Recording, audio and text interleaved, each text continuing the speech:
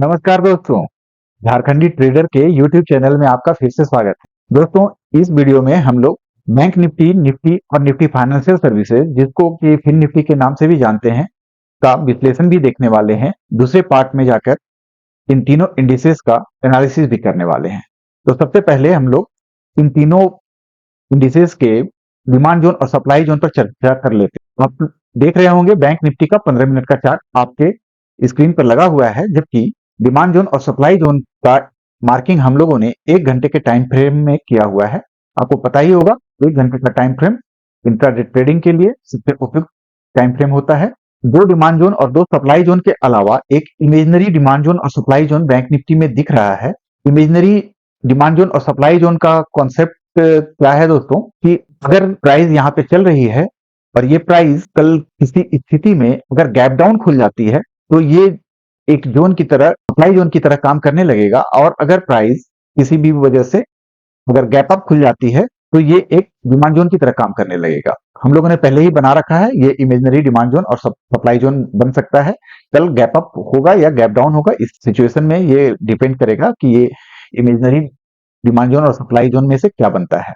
तो आपके स्क्रीन पर दोस्तों 15 मिनट का चार्ट बैंक निफ्टी का लगा हुआ है। करंट मार्केट प्राइस से दूर का डिमांड जोन की बात करें तो 42,320 से 42,445 के बीच में है। करंट मार्केट प्राइस से नजदीक का डिमांड जोन 42,584 से 42,820 के बीच में दिख रहा है। इमेजिनरी जोन की बात करें दोस्त, 43,034 से 43,188 के बीच में बना हुआ है। करंट मार्केट प्राइस से नजदीक का सप्लाई जोन 43,613 से 43,734 के बीच में है, जबकि करंट मार्केट प्राइस से दूर का सप्लाई जोन 43,843 से 44,056 के बीच में दिख रहा है। आगे बढ़ते हुए दोस्तों निफ्टी का डिमांड जोन और सप्लाई जोन की बात कर लेते हैं। आपके स्क्रीन पर निफ्टी का 15 मिनट का चार्ट लगा हुआ है, जबकि हम लोगों ने 1 घंटे के टाइम फ्रेम पर इसका भी मार्किंग किया हुआ है। इस चार्ट पर आपको 3 डिमांड जोन और 2 सप्लाई जोन दिख रहे होंगे। करंट मार्केट प्राइस से सबसे दूर का डिमांड जोन 19,074 से 19,148 के बीच में है, जबकि बीच वाला डिमांड जोन 19,181 से 19,201 के बीच में है। करंट मार्केट प्राइस से बिल्कुल नजदीक का डिमांड जोन 19,224 से 19,284 के बीच में है और इसी जोन पर निफ्टी ट्रेड भी कर रही है। सप्लाई जोन की बात कर लें, करंट मार्केट प्राइस से नजदीक का सप्लाई जोन 19,433 19,490 के बीच में है, जबकि करंट मार्केट प्राइस से दूर का सप्लाई जोन 19,531 से 19,566 के बीच में दिख रही है। आगे बढ़ते हुए दोस्तों हम लोग निफ्टी फाइनेंशियल सर्विसेज, जिसको फिन निफ्टी के नाम से भी जानते हैं, का डिमांड जोन और सप्लाई जोन देख लेते हैं। आपको दिख रहा होगा चार्ट पर 2 डिमांड जोन और 2 सप्लाई जोन दिख रहे हैं और आपके स्क्रीन पर फिन निफ्टी का 15 मिनट का चार्ट लगा हुआ है। करंट मार्केट प्राइस से दूर का डिमांड जोन 19,210 से 19,268 के बीच में है, जबकि करंट मार्केट प्राइस से नजदीक का डिमांड जोन 19,294 से 19,342 के बीच में है। सप्लाई जोन की बात कर लें तो करंट मार्केट प्राइस से नजदीक का सप्लाई जोन 19,575 से 19,621 के बीच में है, जबकि करंट मार्केट प्राइस से दूर का सप्लाई जोन 19,661 से 19,738 के बीच में दिख रहा है। दोस्तों डिमांड जोन और सप्लाई जोन पर ट्रेड करना बहुत ही आसान है। डिमांड जोन पर अगर प्राइस चल रही हो तो वो सप्लाई जोन तक प्राइस एक्शन बनाते हुए जा सकती है, और अगर सप्लाई जोन पर प्राइस चलती है तो प्राइस एक्शन बनाते हुए डिमांड जोन तक आ सकती है। इसी कॉन्सेप्ट पर हम लोग ट्रेडिंग अपॉर्चुनिटी ढूंढते हैं दोस्तों। डिमांड जोन और सप्लाई जोन बहुत अच्छे से काम करता है। तो बार बार देख रहे होंगे, पीछे की वीडियो में भी मैंने बार बार दिखाया हुआ है कि डिमांड जोन और सप्लाई जोन पर किस तरह से रिएक्ट करती है। देख रहे होंगे कि कल पिछले वाले वीडियो में आप जाकर देखेंगे दोस्तों, मैंने वीडियो में बताया हुआ था कि जहां पे डिमांड जोन दिख रहा था उस समय, जो कि अभी सप्लाई जोन के तरह बना हुआ है, मैंने बताया था कि अगर प्राइस किसी भी स्थिति में अगर ऊपर जाकर खुलती है तो वहां से हम लोग शॉर्ट अपॉर्चुनिटी ढूंढेंगे, और शॉर्ट अपॉर्चुनिटी मिलता है और कंसोलिडेट करते हुए 2 बजे के आसपास बिल्कुल बहुत बड़ा वाला डाउनफॉल मिलता है हम लोग को। हालांकि एक्सपेक्टेशन इतना बड़ा नहीं था, किसी भी इंडिसेस में बैंक निफ्टी हो या फिन निफ्टी हो, किसी में भी इतना बड़ा डाउनफॉल की का उम्मीद हम लोगों ने नहीं किया हुआ था, लेकिन फिर भी डाउनफॉल मिला। काफी अच्छा प्रॉफिट बना होगा जिसने भी हमारे डिमांड जोन और सप्लाई जोन पर ट्रेड लिया होगा। डिमांड जोन और सप्लाई जोन पर ट्रेड कैसे लेते हैं, इससे संबंधित एक बहुत ही विस्तृत वीडियो हम लोगों ने बना रखा है, वो आप जाकर देख सकते हैं। लिंक आपको आई बटन में दिख रहा होगा। इसके अलावा भी दोस्तों एक 4 वीडियो का एक सीरीज बना के रखा हुआ है, उसका भी लिंक आपको आई बटन में दिख रहा है, उसे भी आप जाकर देख सकते हैं और आपका कॉन्सेप्ट डिमांड जोन और सप्लाई जोन को लेके बिल्कुल क्लियर हो सकता है। आगे हम लोग दोस्तों जो नया डिमांड जोन और सप्लाई जोन बना हुआ है तीनों इंडिसेस में, उस पर हम लोग चर्चा कर लेते हैं। आप देख रहे हैं दोस्तों, यही चार्ट आप लोगों ने पीछे देखा हुआ है बैंक निफ्टी का, जिसमें 2 डिमांड जोन, 2 सप्लाई जोन और एक इमेजिनरी जोन बना हुआ है। इमेजिनरी जोन का कॉन्सेप्ट ये है दोस्तों कि हम लोग ये पहले से ही हम लोग इमेजिन करके रखते हैं कि ये एक जोन बन सकता है। अगर प्राइस किसी भी स्थिति में अगर गैप अप खुल जाती है, ऊपर की ओर जाती है, तो ये निश्चित ही एक डिमांड जोन की तरह काम करने लगेगा और ये डिमांड जोन बन जाएगा। जबकि अगर प्राइस किसी स्थिति में अगर नीचे खुल जाती है, तो ये सप्लाई जोन की काम करने लगेगा और ये सप्लाई जोन बन जाएगा। इसलिए इसे इमेजिनरी जोन हम लोग बोलते हैं, जो आपको पहले से ही पता है कि वो 43,034 से 43,188 के बीच में दिख रहा है। अगर प्राइस कल किसी भी स्थिति में ना अगर ऊपर खुल जाती है, तो हम लोग नेक्स्ट सप्लाई जोन तक का इंतजार करेंगे और जैसे ही सप्लाई जोन पर जाएगी प्राइस, हम लोग शॉर्ट अपॉर्चुनिटी ढूंढेंगे प्राइस एक्शन के सहारे। शॉर्ट प्रत्येक रिट्रेसमेंट पे शॉर्ट अपॉर्चुनिटी ढूंढते हुए हम लोग शॉर्ट ट्रेड इनिशिएट करेंगे।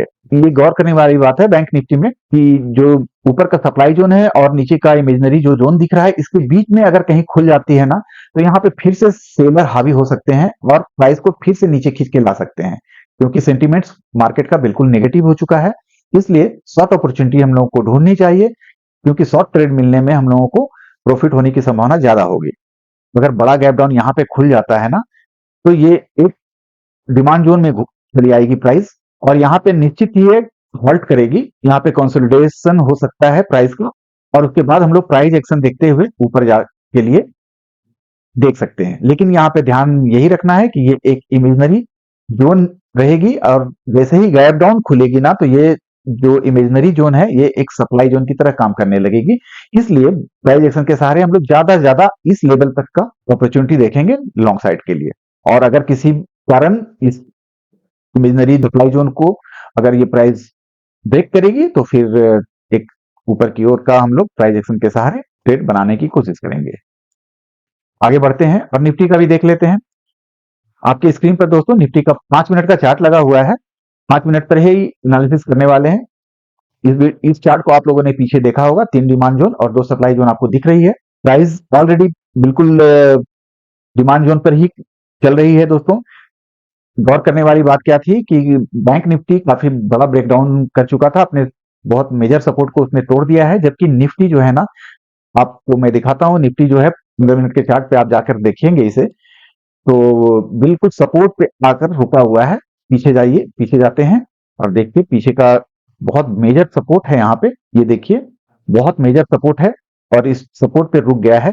जबकि बैंक निफ्टी का ये स्थिति नहीं था दोस्तों, बैंक निफ्टी ने अपने मेजर सपोर्ट को तोड़ दिया है। आपको दिखाता हूँ 15 मिनट के चार्ट पे, ये देखिए हम लोगों का एक्सपेक्टेशन था कि ये इस जोन में आके प्राइस जरूर हॉल्ट करेगी, क्योंकि बहुत मेजर सपोर्ट दिख रहा था इस जगह पे हम लोगों को।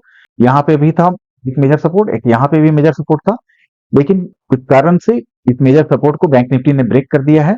जबकि आप देख रहे होंगे कि निफ्टी में उसने सपोर्ट बना लिया है, इसलिए निफ्टी में हम लोग लॉन्ग अपॉर्चुनिटी ढूंढेंगे, जबकि बैंक निफ्टी में शॉर्ट अपॉर्चुनिटी ढूंढेंगे। थोड़ा एनालिसिस कर लेते हैं निफ्टी का हम लोग। अगर प्राइस किसी वजह से नीचे खुल जाती है दोस्तों, तो मेजर सपोर्ट टूटेगा, फिर दूसरे सपोर्ट तक आने की उम्मीद रख सकते हैं, दूसरा सपोर्ट भी टूटेगा, तीसरे सपोर्ट तक आने की उम्मीद रख सकते हैं। ये एक दिन में नहीं होगा, 2-3 दिन में ऐसा हो सकता है। लेकिन अगर प्राइस यहाँ पे रुक कर हॉल्ट करती है और ऊपर की ओर का प्राइस एक्शन बनाती है, तो हम लोग लॉन्ग अपॉर्चुनिटी ढूंढेंगे इसमें और नेक्स्ट सप्लाई जोन तक का उम्मीद कर सकते हैं। 2-3 दिन के अंदर में वो जा सकती है। लेकिन अगर हम लोग यहाँ पे बॉटम में अगर प्राइस एक्शन के सहारे ट्रेड बनाने की कोशिश करते हैं, तो हमारा पहला टारगेट जो है इस पूरे डाउनफॉल 50% के आसपास होना चाहिए। इससे ज्यादा का उम्मीद बिल्कुल मत कीजिएगा, क्योंकि मार्केट बहुत बेरिश हो चुका है, इसलिए इससे ज्यादा का उम्मीद हम लोग नहीं रखेंगे। आगे बढ़ते हुए हम लोग फिन निफ्टी का एनालिसिस भी देख लेते हैं। फिन निफ्टी में भी दोस्तों अपने बहुत मेजर सपोर्ट को ब्रेक कर दिया है। हम लोगों का उम्मीद था कि इसके नीचे बिल्कुल नहीं जाना चाहिए था फिन निफ्टी को, लेकिन फिन निफ्टी ने इसे ब्रेक किया है और काफी अच्छे स्ट्रेंथ के साथ में ब्रेक किया है। इसलिए अब हम लोग इस पे बेरिश ध्यान रखना चाहिए हम लोगों को और शॉर्ट अपॉर्चुनिटी ढूंढना चाहिए, लेकिन इस स्थिति में शॉर्ट अपॉर्चुनिटी की बात नहीं करनी चाहिए दोस्तों। क्यों? क्योंकि ऊपर से सप्लाई जोन से होते हुए बिल्कुल डिमांड जोन तक आ चुका है। इस पे हमारा एक्शन क्या होगा? अगर प्राइस गैप डाउन खुलती है तो डिमांड जोन में ही होगी वो, और प्राइस एक्शन बनाते हुए अगर ऊपर जाती है तो प्रत्येक रिट्रेसमेंट पे हम लोग लॉन्ग अपॉर्चुनिटी देखेंगे। निफ्टी की ही तरह बिल्कुल ऊपर से नीचे तक का जो 50% का रेशियो है हमारा हमारा टारगेट होगा। उसके बाद प्राइस होल्ड करके ऊपर जाती है तो फिर नेक्स्ट फर्स्ट सप्लाई जोन तक का हम लोग व्यूज बना सकते हैं। अगर किसी वजह से प्राइस ऊपर की ओर खुल जाती है तो निश्चित ही ये 50% पूरे डाउनफॉल का 50% के आसपास पहुंच जाएगा और फिर शॉर्ट अपॉर्चुनिटी हम लोग देख सकते हैं ये डिमांड जोन तक के लिए। हम लोग दोस्तों यही एनालिसिस है और यही मेरा व्यूज है तीनों इंडिसेस पे। पिछले दिन के वीडियो को जाकर देखें और उस पर डिमांड जोन और सप्लाई जोन पर कैसे इंडिसेस ने काम किया है। तीनों इंडिसेस ने, बैंक निफ्टी, निफ्टी हो या निफ्टी फाइनेंशियल सर्विसेज, इस तीनों इंडिसेस ने कैसे काम किया है उसे जाकर देखें ताकि आपको कॉन्फिडेंस मिल सके कि डिमांड जोन और सप्लाई जोन कैसे काम करती है। मुझे इस बात में कोई शंका नहीं है दोस्तों कि डिमांड जोन और सप्लाई जोन कैसा काम करती है। कारण है क्योंकि हम बिल्कुल ये माना हुआ बात है कि डिमांड जोन और सप्लाई जोन ऑपरेटर की वजह से बनते हैं, बड़े इंस्टीट्यूशंस की वजह से बनते हैं, इसलिए उसमें गलती की संभावना बहुत ही कम होती है। इसलिए हम लोगों का बिलीव इस पर बहुत ज्यादा होता है और डिमांड जोन और सप्लाई जोन पर ही ट्रेड करते हैं हम लोग। दोस्तों अगर वीडियो आप लोगों को अच्छा लगता है ना तो प्लीज मेरा रिक्वेस्ट है आप लोगों से, चैनल को सब्सक्राइब कीजिए और नोटिफिकेशन को ऑन कीजिए ताकि सही समय पे आपको वीडियो मिलता रहे, और लाइक भी कीजिए, अपने दोस्तों के साथ में शेयर भी कीजिए ताकि हमारे नए चैनल को, बिल्कुल नया चैनल है, इस नए चैनल को सहारा मिल सके, आप लोगों का सपोर्ट मिल सके और हम लोग आगे बढ़ सकें। वीडियो को अपने दोस्तों के साथ में शेयर कीजिए। दोस्त मिलते हैं नए वीडियो में। धन्यवाद।